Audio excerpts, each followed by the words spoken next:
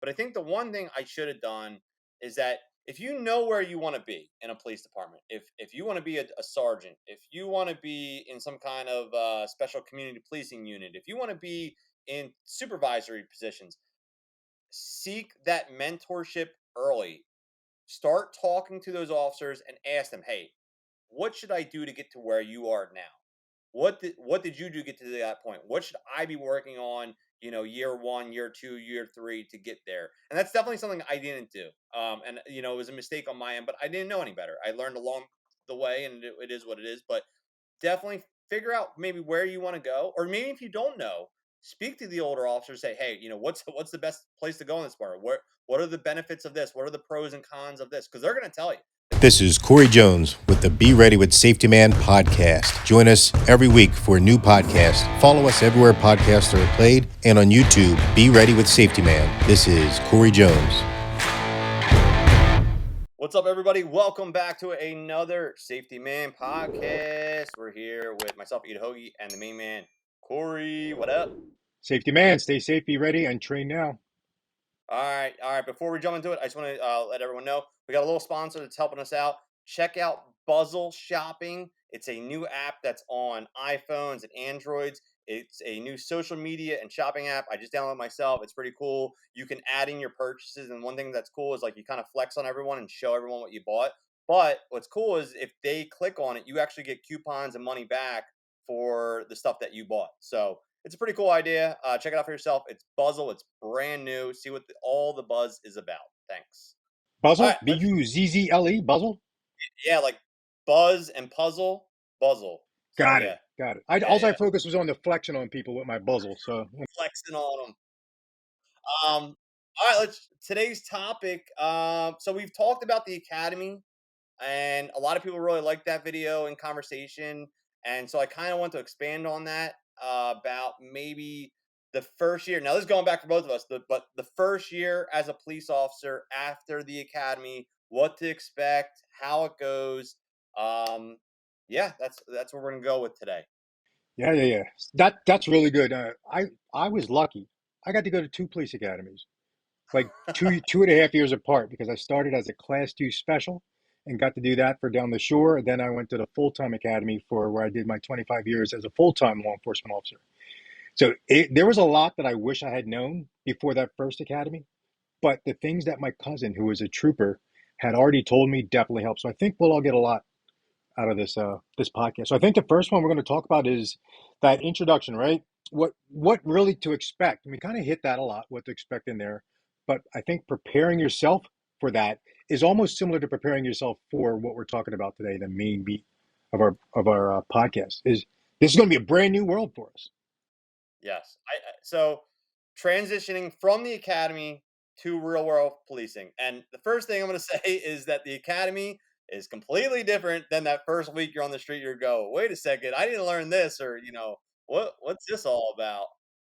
But you get an FTO. So you want to explain what an FTO is? Were you an FTO? Of all the things that I was blessed to be able to do as a police officer, no, I was not an FTO as that. They just gave me so much paperwork, so much more additional paperwork. And fortunately, I got side jobs a lot. So I went community policing, detective bureau, and then promoted to sergeant all before my 10th year. So I really didn't have the time to even do that. But as a supervisor, the frontline supervisor, your first job is when there is an FTO, a field training officer, those officers who are assigned to you when you come out of the academy, your first shift. I still have to review that, help plan that, help make sure that flows smoothly. So you want to explain maybe a little bit about what an FTO does and what that new person coming out, what they should expect with their FTO? Yeah, just like anybody's first day at work, no one is going to expect you to come to work and just say, all right, you go over there and you go do that. You're not going to have any idea. So the field training officer goes to probably at least a week long, if not longer, training class. And then they bring back the knowledge, skills, ability, and paperwork, like I mentioned earlier, of how to guide and then document for you. So you're going to have a lot of tasks, 200-300 different tasks that you have to accomplish before we can sign off on you. Everything from how do you check your schedule, how do you sign off on your general orders, to making sure your uniform's good, to doing that check of the police car before you go out and when you come back from shift, and all those things you can do. You name a police activity, it's probably captured in some way in that field training officer program. So that you'll find that there's going to be a couple of different, I don't know, not really shifts, but steps through that field training officer program. So I don't want to get too much ahead. Yeah. So basically, you're assigned the FTO, you come to join up with them, and they're almost like a big brother or big sister, if you want to call it that, where they're basically going to answer all your questions. They're probably going to yell at you sometimes, but they're going to probably do it in a nice way and try to help you get along with what needs to go. You're going to be riding with them. Probably, I mean, most departments, I would assume, is at least 2 months, maybe a month or two. You're going to be with them on everything you do before you're kind of let loose into the wild a little bit. Um, Most FTOs, though, are kind of going to be there for, depending on how well you do in adapting to the situation. If you're transferring from another department, or if you've already been a class 2 or class 1, they might only ride with you for a month or two and then go, all right, this kid gets it. We don't really have to do too much more for the hands-on stuff, but if you're brand new, you're probably going to have to expect to have an FTO with you for about 2 to 3 months, I would assume, where they're going to be doing everything alongside you as a partner, going in the beginning. Yeah, yeah. And one thing that I remember in the evolution of this is your first week, you're a passenger, right? At least that's how a lot of agencies do, and that's how my Yeah. agency did it. I was a passenger basically my first week, and that FTO took great care to make sure they showed me the boundaries of the geographic boundaries of where we are, some danger areas, some areas we need to pay attention to and make sure that we're aware when we're in there and things like that. Some of those things, and then those things that are hot button issues right now, whether they be policing in general or your specific agency or area, those hot button issues like, hey, from now on, we do this, we don't do that. This is off limits. This is what we must do. Things that you probably didn't learn in a police academy and so forth. So they're going to take that great time to make sure you understand the cultural rules and regulations, hot button issues, geographic boundaries, and so forth. So we can get that out of the way. And now we got all that done. We can focus on making you a functional police officer.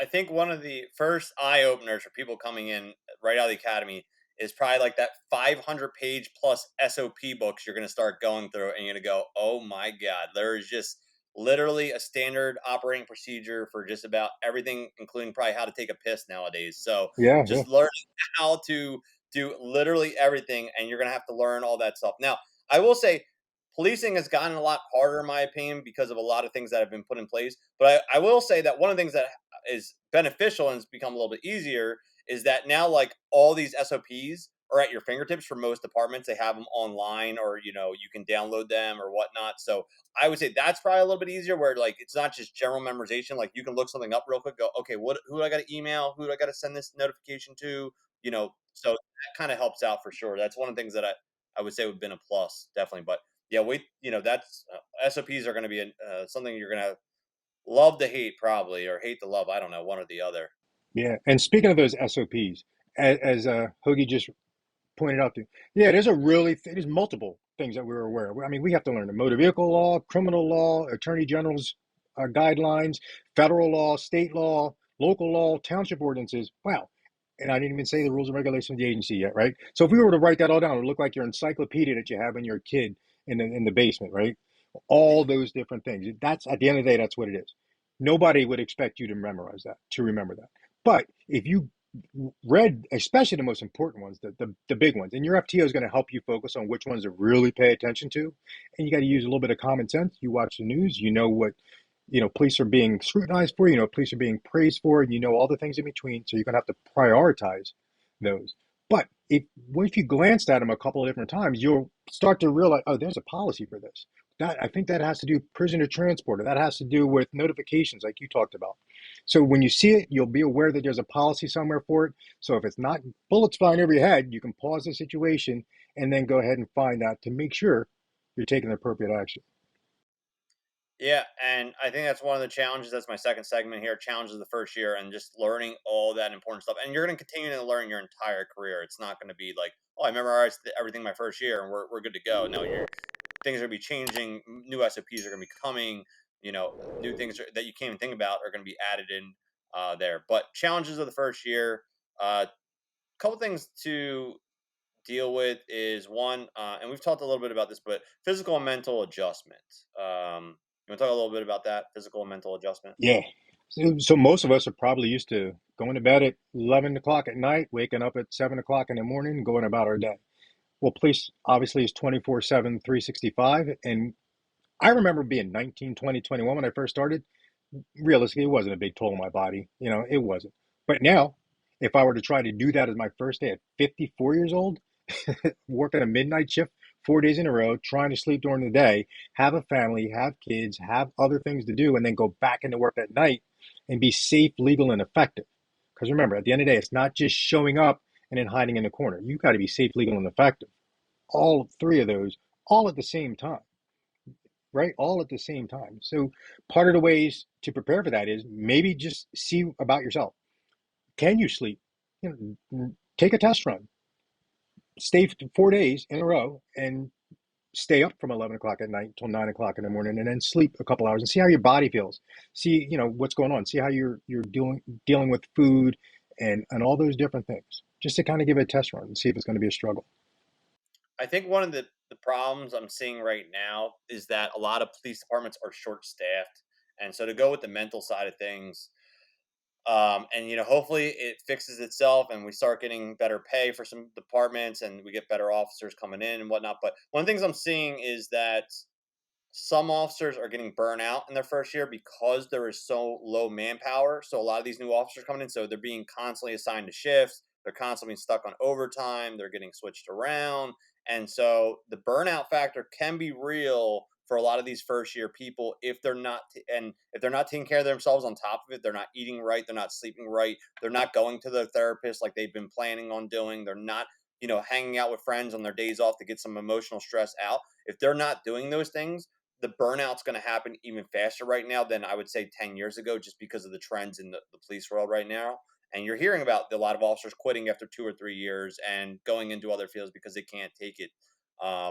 And so I think that's one of the things that you have to be mentally and physically prepared for. You have to really work at this job, not just literally work, but on yourself outside of the job. That's something that I think is very important to think about in your first year. It's going to be tough. It's going to be tough in a lot of aspects of that. You're going to be called in on holidays, weekends, Saturday night when you have plans to go do something. That's part of the game, unfortunately, for the first year. And a lot of people are going to have trouble adapting to that. Yeah, and you alluded to it, and I don't know if it's still the same way now. I'll probably have to talk to some active duty officers. You're low man, low woman, low officer on the totem pole. You're first in when there's something, if they need overtime, if somebody has to stay late once you get off of your FTO and you're able to do it by yourself. Like you alluded to, you may have had plans and the sergeant says, somebody called out sick, there's this happened, that happened, you have to stay late. Just look down south. I mean, we just had a terrible hurricane go through. Right out of the gate, they're working 12s and no days off. Everything's canceled, and all those first responders are working continuously. They might even be going home. Yeah. God forbid, some of them may not even have homes anymore. Yeah. I just remember up here, Superstorm Sandy and Hurricane Irene, we did the same planning beforehand. We planned to have all of our first responders' families if they needed a place to go. So you could focus on work. Because I don't know about you, it would be really difficult to go out and try to rescue other people when my significant other's texting me, telling me that water's coming in on the first floor, right? Yeah. And that's having some kind of plans. If you do have a family in your first year or something like that, like, hey, just understand I'm going to be working. Again, we told those before, but just having open conversations with these people, making them understand that like the first couple of years are going to really suck because I'm going to be stuck doing this, holidays, weekends, that's just part of it. Yeah. One of the things I put in here, and this is I'm going to throw this out as like a pro tip, right? Something I would definitely recommend. And now this is definitely depending on where you work and whatnot, but learning the community and territory. So first off, where I would say these kids have an advantage, where we didn't, is that they have Google Maps now. We had sheets printed out like pirates of the Yeah. 1700s when we first started. Like where, I mean, I knew my town pretty well, so I was lucky already. But there were some streets I didn't even know their names, and I was like, I don't know where that is. So I had to like look at maps, like, oh, where is this at? But now with Google and GPS in the cars and things. But what I want to say is just knowing the community. Now, if you're in a small town, or even if you're in big towns, but you have like a beat or like a certain area you're hitting or a business district, one good thing that we have done where I work, and they tell us, like, for all the new people, is like they make you go to all the stores around town, introduce yourself, get to know everyone. And I'm not going to say the person's name, but there was a guy that transferred into our department a while back, and he was not from our town, never grew up in our town, was not from our area whatsoever. By the end of the first year, this guy knew literally like everybody in the town. And I'll tell you what, like, it came to his advantage in so many aspects. And I'm like, man, how do you know all these people? I've been here my whole life. I don't know any of these people. And he's like, dude, he's like, he just talks to them, gets out and eats lunch there, he'll BS or go buy something here and kind of hang out the store for a little bit and get to know him. But I'm telling you, like, then people knew who he was. They would ask for him, or he would, be able to get communication out of people, and they felt comfortable about him. So, like, knowing your community or your area as much as you can, go to the after events, the police events, and if they have a nightly movie thing downtown, whatever they have in your town, anything you can get your name out there and start talking to people, man, it comes back like 4 times over. 100%. That's great. That's a fantastic story. We had a guy that worked with me. His nickname was the mayor for that exact reason. Everybody knew him. Sometimes to a point where I'm like, I'd get to a call and they're like, "Where's the mayor?" He would talk to me. I'm like, "The mayor?" No, the other. I'm like, the mayor. No one's ever asked for the mayor when I went to a call. But look at it from the other side too. Everybody who's listening to this, communities, when they get that police officer out of the car, sunglasses are off, your black tackling gloves are off, and you come in, "Hey, how you doing? I'm Corey from the police department. It's so good to meet you. You know, what can I do to make you feel safer?" and so forth. All those different things. And then, like you said, eating lunch there, whatever you can do, just stop in and say hi. How's it going? Anything that is making you scared, upset. It makes the community have more confidence, trust with the police department as a whole. And that's one thing that we really need in 2024 as first responders and law enforcement. So that's a win-win on that. That's excellent.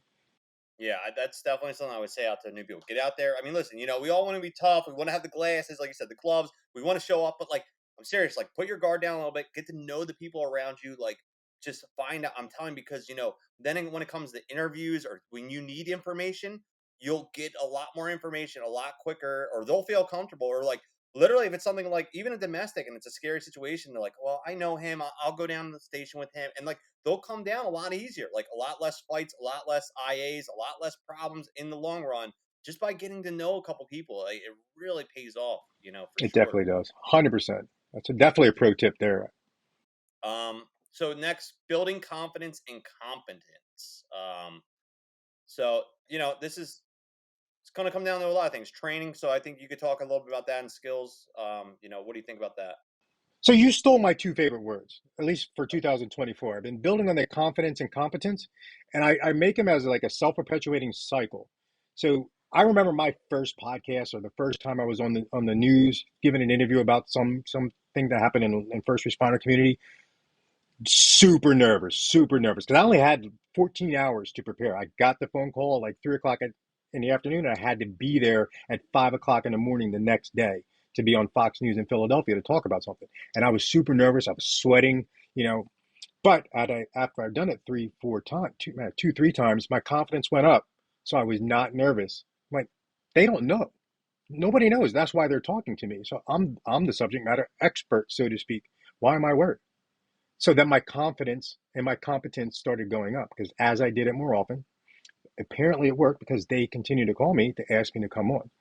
So anything that you can do, from going to training courses, from keeping yourself fit, from keeping yourself in a good mood, from talking to people that can help you deal and cope with all the different pressures, all those are going to increase both your confidence and your competence. Yeah, and experience is going to help out, a lot in those situations. So learning, stepping up if they need people to volunteer for certain, events or certain different, special things going on, or sometimes they have DWI shifts, or like things like that. In the first year or two, try to sign up for as much as that stuff as you can, because it just puts that experience. The more experience you get, the better you're going to be of just handling yourself. Um, I can't really talk about what it was, but recently I had an experience, a pretty high stress situation, and I have my iWatch, Apple Watch on me, and has my heart rate on there and stuff like that. And it's funny because I look at my heart rate now, like after I've gone through stuff, and I kind of try to track and try to, like, maintain, because when things are happening very fast, I'm not thinking about it, but I'm trying to make sure that I'm breathing and, like, trying to stay focused, taking a step back sometimes.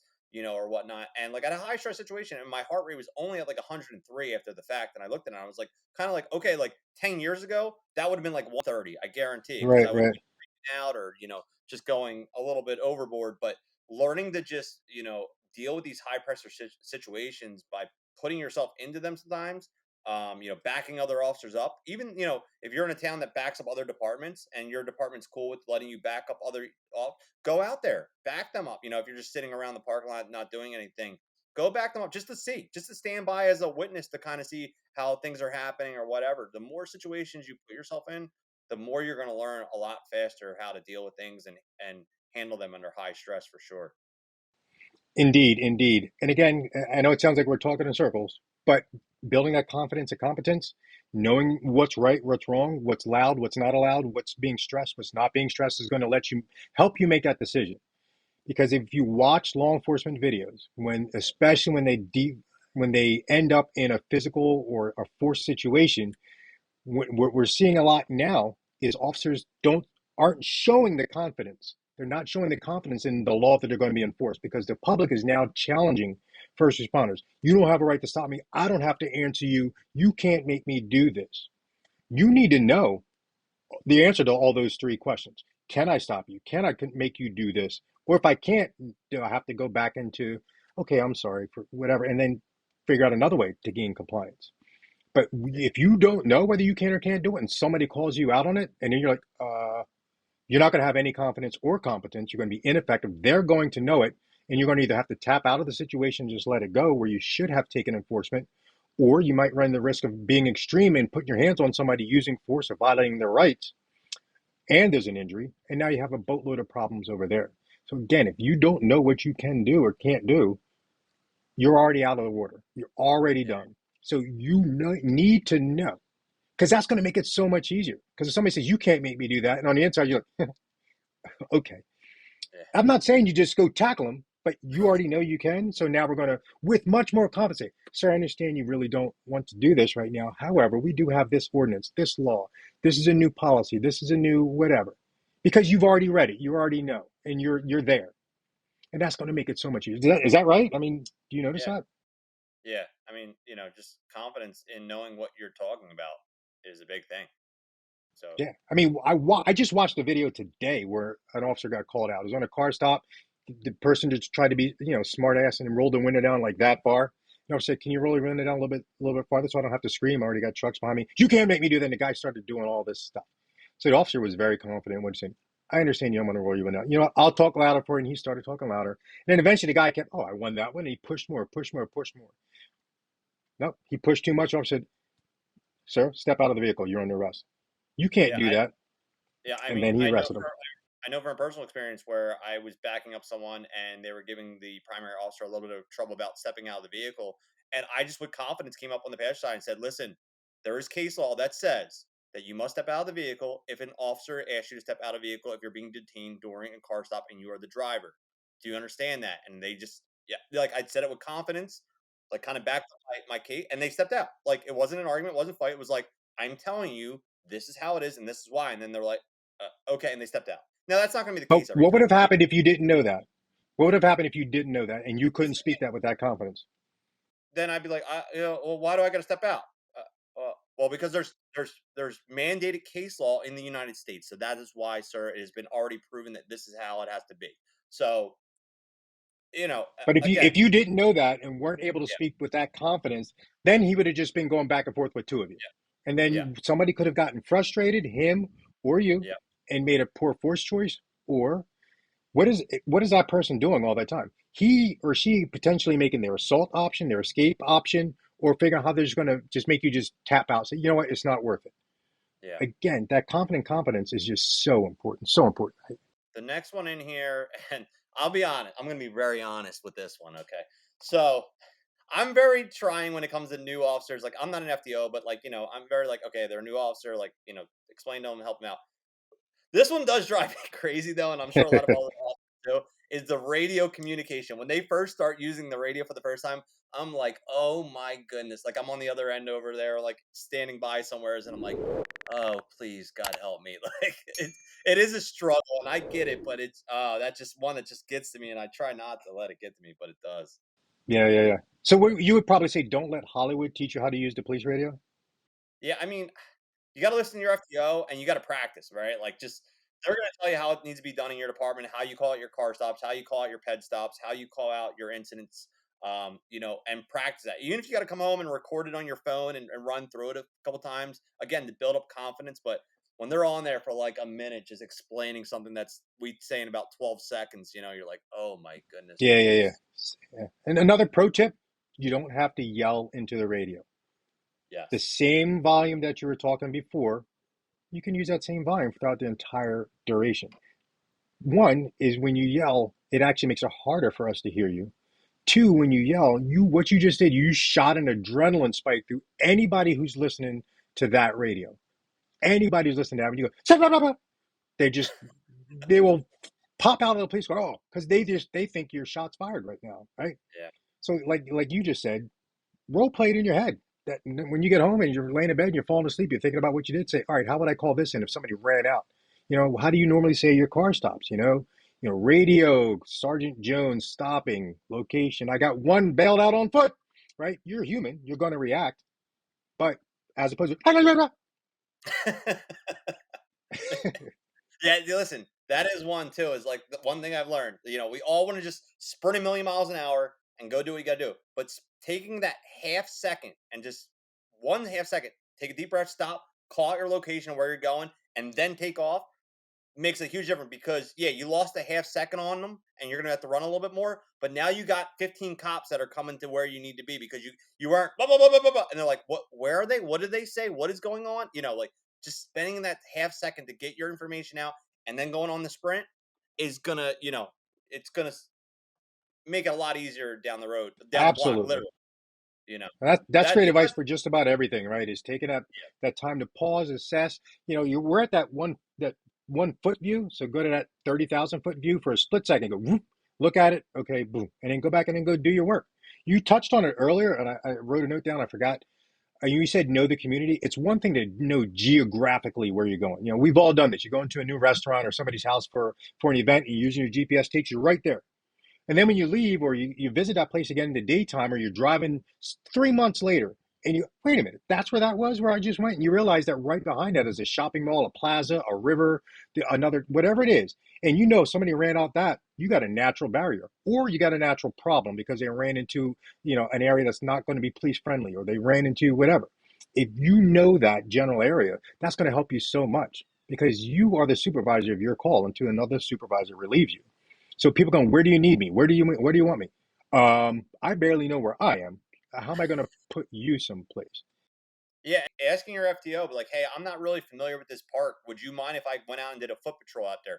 I'm going to guarantee that if you are in some kind of proactive department, they're going to say, go for it. Like, Yeah. if you're willing to go proactive and like go out on a foot patrol somewhere, go out, take a walk, go walk around the park or the new area or the new shopping center, like for 20, 30 minutes and take a walk around. I mean, as long as you're telling your FTO, like, don't just go out in the woods and just go off on your own, but as long as you're letting your FTO know, like, hey, would you mind? I don't really know this. I would like to really kind of check this area in case we have any issues there. And would it be cool if I check this out this week? And then next week do this spot, and the next week, because again, knowing that area is going to help you out a lot.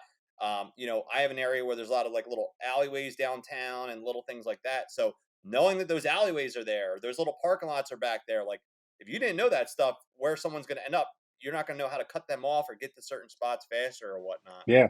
Or where they're going to ambush you, right? So you're Yeah. looking at it from both sides, right? If I want to ambush him, I know exactly where I'm going to put my people. He's going to be tired. It's been 900 yards we ran, and he can't go left. He's got to go right.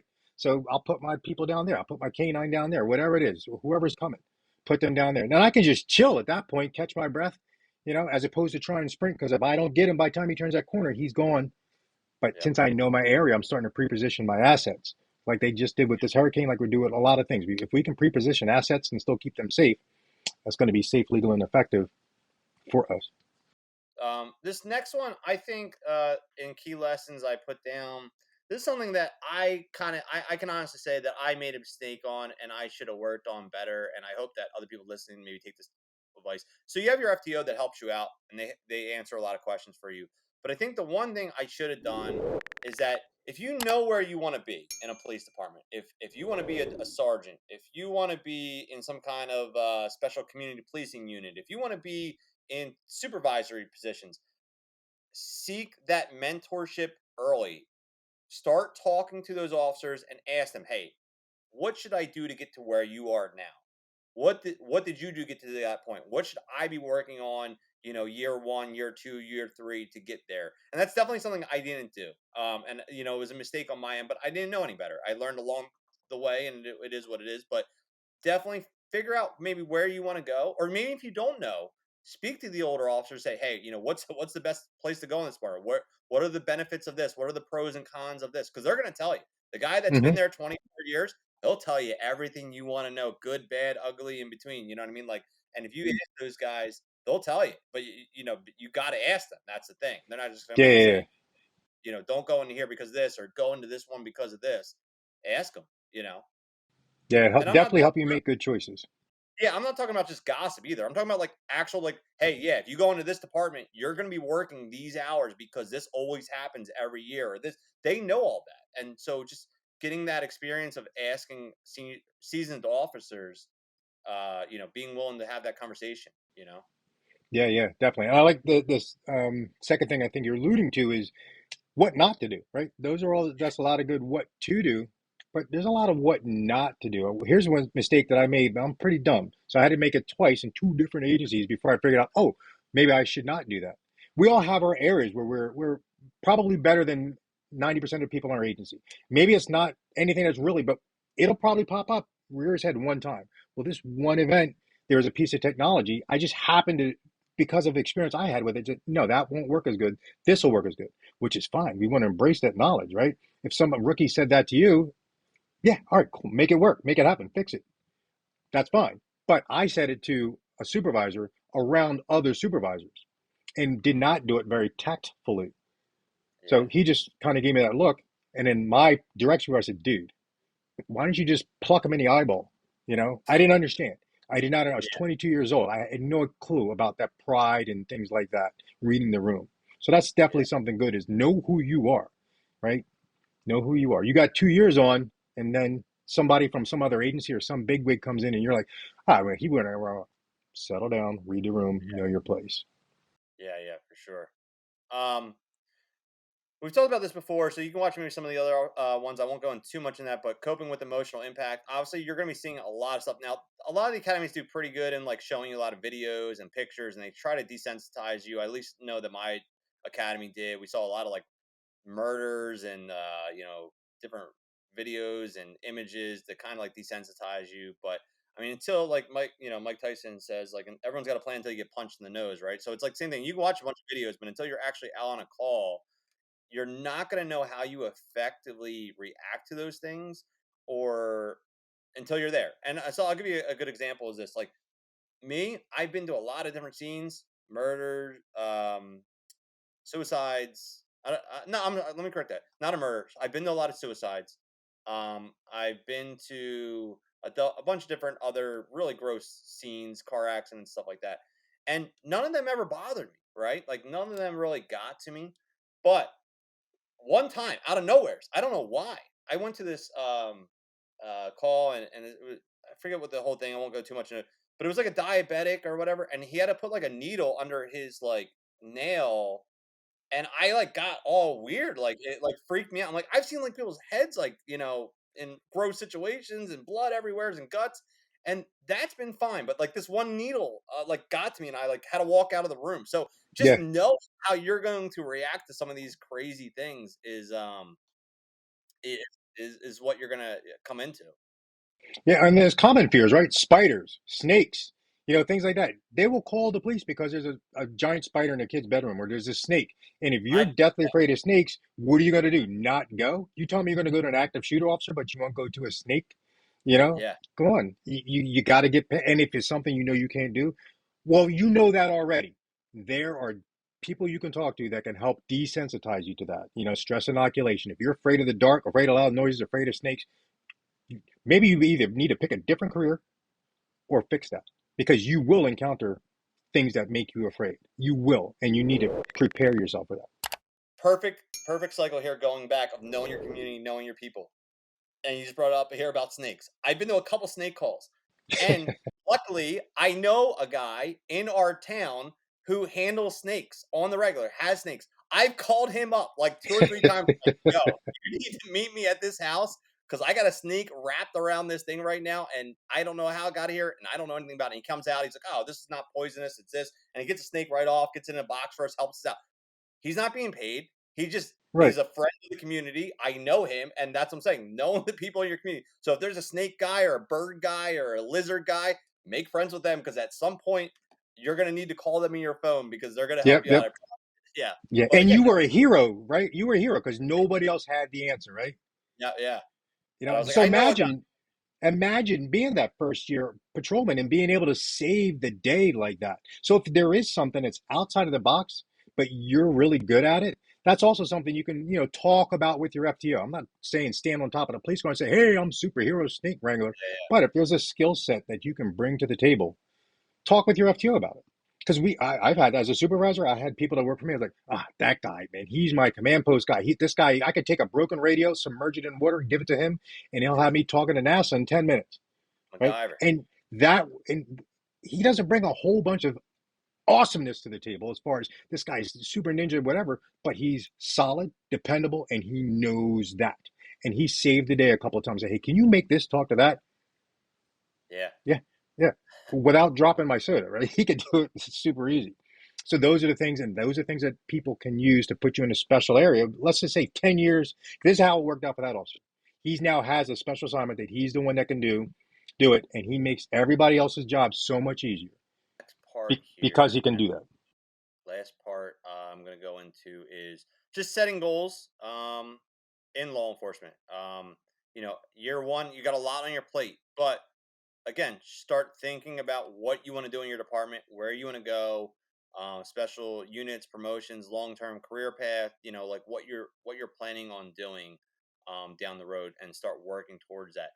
I would also say, if there's a lot of free training online, there's a lot of like sponsored training, and so a lot of training is expensive, and so if you're asking the chief on like week one to sign you up for like a $2,000 course where he's got to fly you away for the weekend, you're probably not going to get that one, right?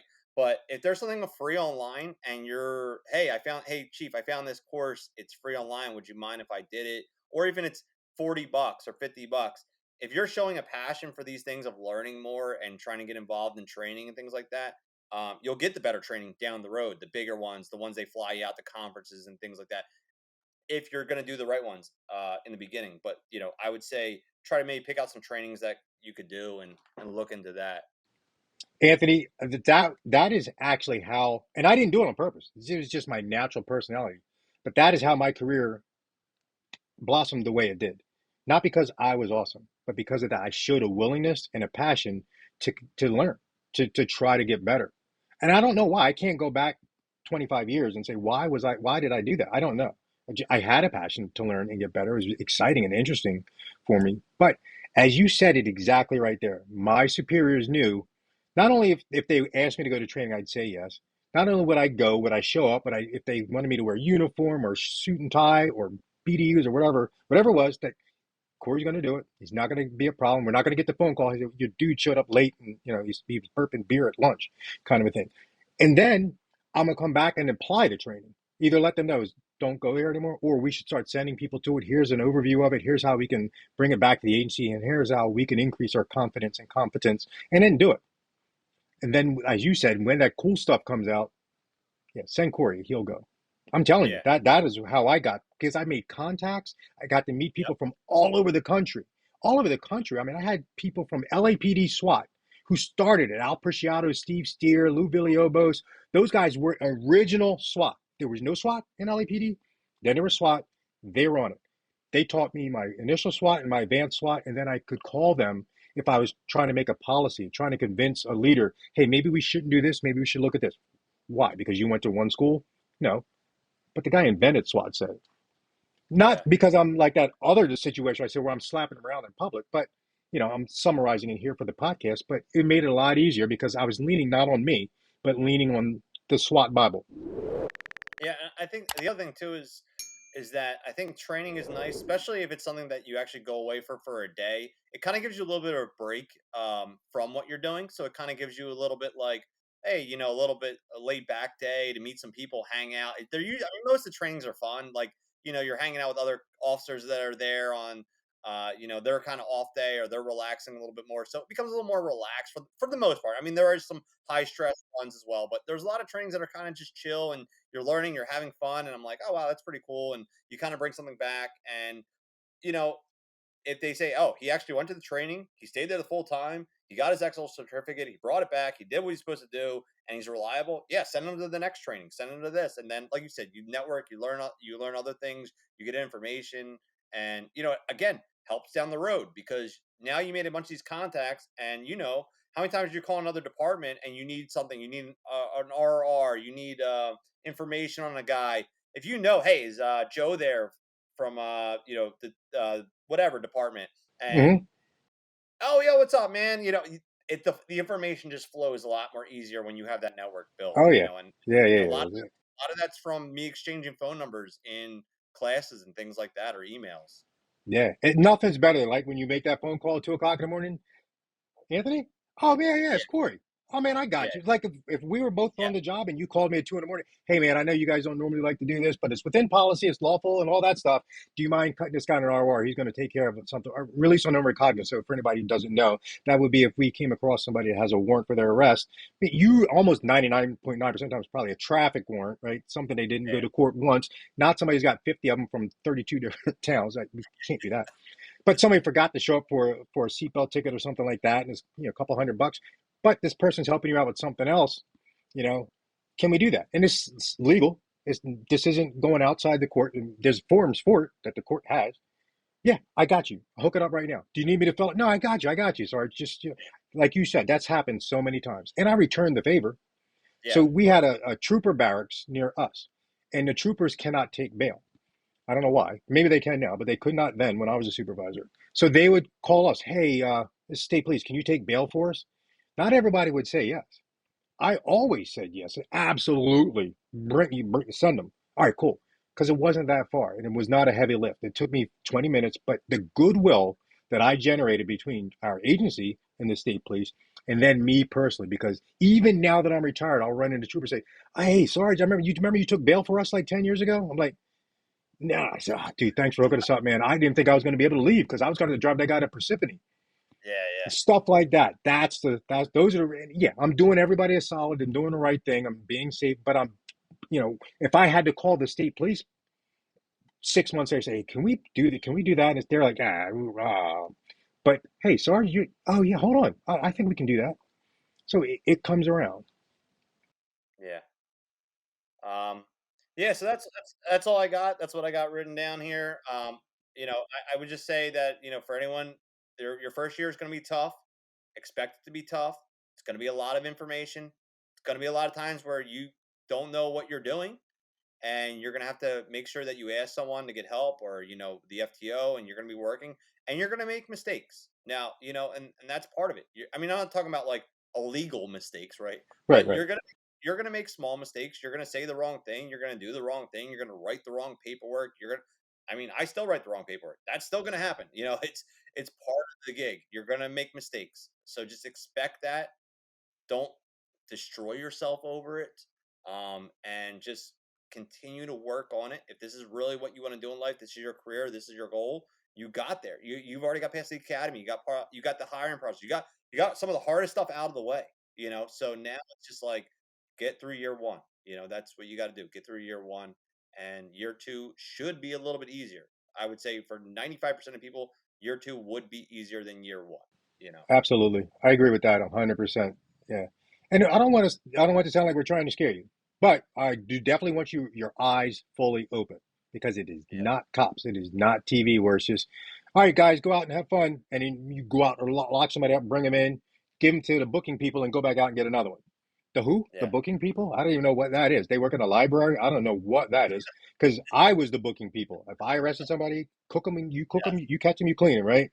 So Yeah. you, That remember, that was you don't want to give a problem to somebody else. So if you can I not bring problems with you, yeah. Yeah, that was not me either. Unfortunately, one stop shop. You do everything yeah. from A to Z. But so anyway, that's our episode for the month. Thank you, Corey, for another entertaining episode. Guys, if you're girls, guys, if you're listening and you want to learn more about what Corey has to offer, where can they check it out, Corey? At Safetyman CO on all social media and safetyman.co is the website, but I'd rather you go to social media at Safetyman CO. You pick a social media thing, I'm there, and that's how. Because my goal is to make sure that we are safe, legal, and effective in all that we do, on duty, off duty. Build those good habits, and those habits will carry you for the rest of your career and then your post career. Those habits will definitely, definitely help you. Thanks, Corey, and thank you, everyone. Please like, comment, and subscribe, and we'll see you on the next one. Peace out, everybody.